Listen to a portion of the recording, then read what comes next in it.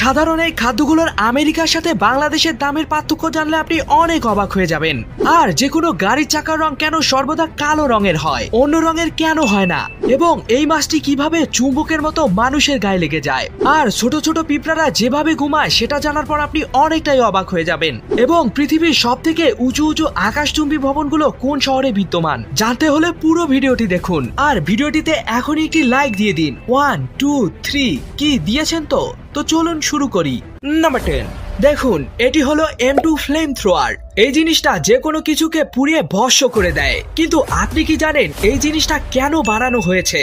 আসলে আমেরিকান সেনারা এটাকে 1930 সালে অস্ত্র হিসেবে বানিয়েছিল। বলা হয় এটি ইতিহাসের সব থেকে ভয়ানক অস্ত্রগুলোর মধ্যে একটি। এটার ব্যবহার দ্বিতীয় বিশ্বযুদ্ধের সময় করা হয়েছিল, কিন্তু তারপর সাথে সাথে এটাকে ব্যান করে দেয়া হয়। কারণ এই অস্ত্রের ব্যবহার যে ব্যক্তির উপর করা হতো সে ব্যক্তির এতটা যন্ত্রণাদায়ক মৃত্যু হতো যে যেটা দেখে মানুষের আত্মা কেঁপে উঠত। কিন্তু বর্তমানেও এটি ব্যবহার করা হয়। মেরু অঞ্চল তথা শীতপ্রধান এলাকাগুলোতে বরফ গলানোর কাজে এই যন্ত্রটি এখনো ব্যবহার করা হয়। নাম্বার 9, এটি এমন একটি মাছ যেটি চুম্বকের মতো মানুষের দেহে আটকে যায়। আর যখন দেহ থেকে মাছটাকে ছাড়ানো হয় তখন দেহের ওপর এমন লাল দাগ তৈরি হয়।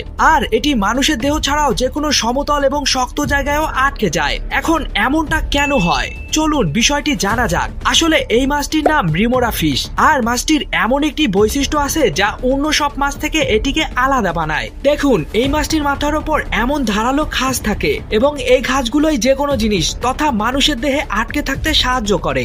নাম্বার 8, আকাশচুম্বী ভবনের কথা মাথায় উঠলে সবসময় আমাদের দুবাইয়ের নামটি আগে চলে আসে। কিন্তু এখন প্রশ্নটি হচ্ছে পৃথিবীর সব থেকে বেশি আকাশচুম্বী ভবন কোন শহরে বিদ্যমান? আমরা সবাই জানি বুর্জ খলিফা বর্তমানে পৃথিবীর সব থেকে উঁচু ভবন, কিন্তু আকাশচুম্বী ভবনের দিক থেকে দুবাই কিন্তু প্রথম নয়। এই স্থানটি রয়েছে হংকং শহরের দখলে, কারণ হংকং শহরে প্রায় 9000-এর মতো বিশাল বিশাল আকাশচুম্বী ভবন রয়েছে, যেটা পৃথিবীর অন্য কোনো শহরের থেকে অনেকটা বেশি।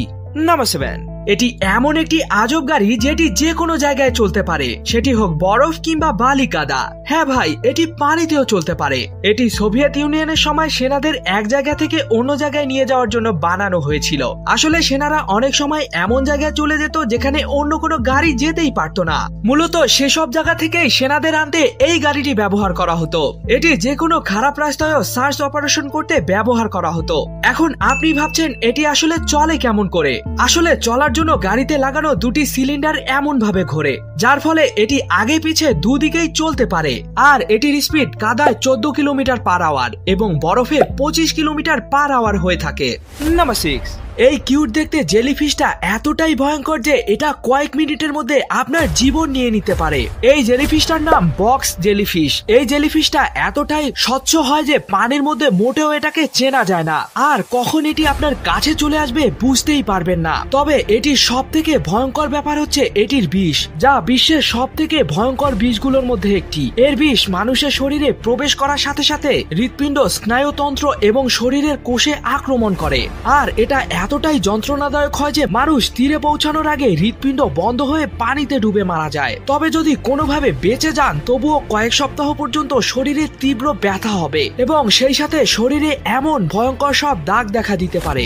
নাম্বার 5, আপনি যখন গাড়ি কিনতে কোনো শোরুমে যান তখন শোরুমওয়ালারা নানা রং বেরঙের গাড়ি দেখায়, কিন্তু আপনি কি একটা বিষয় কখনো নোটিশ করেছেন? আসলে গাড়ি তো এত রং বেরঙের হয়ে থাকে, কিন্তু গাড়ির চাকা কেন শুধুই কালো রঙের হয়? আসলে গাড়ির চাকা বানাতে ব্যবহৃত হয় রাবার গাছের নিঃসৃত রস, আর এই রসের রং পিওর সাদা হয়ে থাকে। তাহলে চাকার রঙও তো সাদা হবার কথা ছিল। কিন্তু ব্যাপারটা হচ্ছে টায়ার যখন বানানো হয় তখন টায়ারকে মজবুত ও শক্ত বানাতে কার্বন ব্ল্যাক নামক একটি রাসায়নিক দ্রব্য মেশানো হয়, আর এ কারণে টায়ারের রং সর্বদা কালো হয়ে থাকে।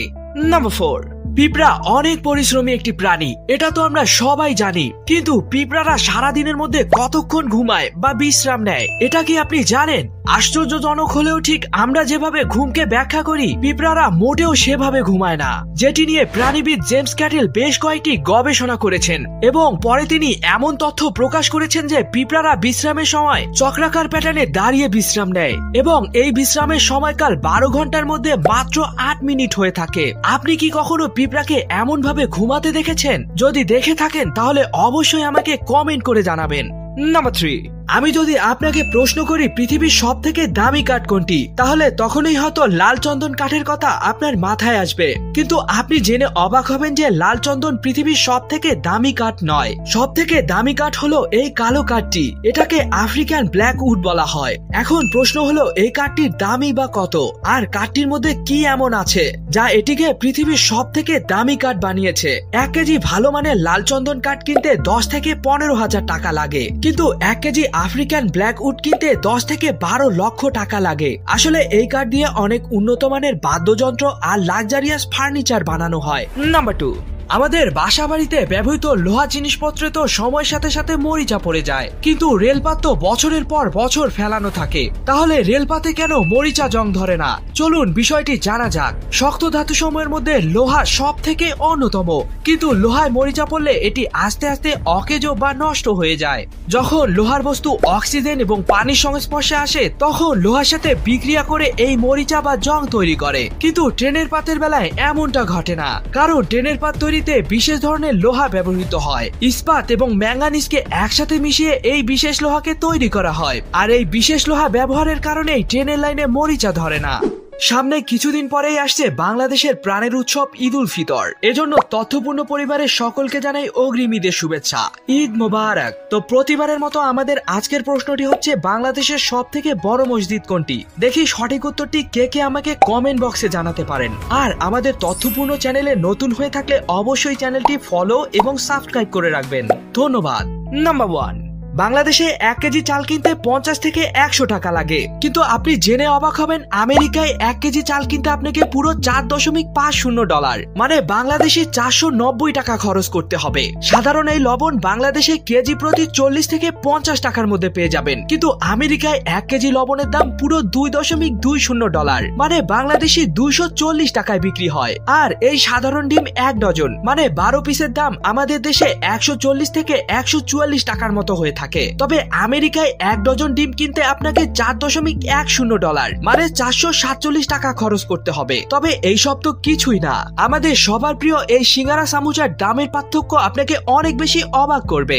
আমাদের দেশে একটি সামুচা এবং সিঙ্গারার দাম সর্বোচ্চ 5 থেকে 10 টাকার মতো হয়ে থাকে। তবে বিভিন্ন ওয়েবসাইটের তথ্য মতে আমেরিকায় একটি সামুচা বা সিঙ্গারার দাম $0.50 থেকে $1.50 বা বাংলাদেশি টাকায় 50 থেকে 165 টাকার মতো হয়ে থাকে। এই সকল তথ্যগুলো তো আপনি জেনে গেলেন, কিন্তু আপনি কি জানেন আমাদের সবার প্রিয় কিউট কিউট পাখিগুলো আসলে ভয়ানক এসব ডাইনোসরদের বংশধর? চাইনিজ নববর্ষটি তারা কেন 5 দিন গোসল না করে পালন করে, এবং আর্মিতে কেন শুধু কুকুর প্রাণীকে সেনা বানানো হয়, আর কিভাবে পেটের ওষুধ বানাতে গিয়ে কেচাপ বা সসের আবিষ্কার ঘটে, এবং পৃথিবীর সব থেকে দামি পিৎজাটি কেনই বা এতটা দামি? ভিডিওটিকে এখনই দেখে নিন, এটিও কিন্তু অনেক আমেজিং একটি ভিডিও। আবার দেখা হবে সামনের কোনো ভিডিওতে, ততক্ষণ পর্যন্ত কিপ দ্য নলেজ।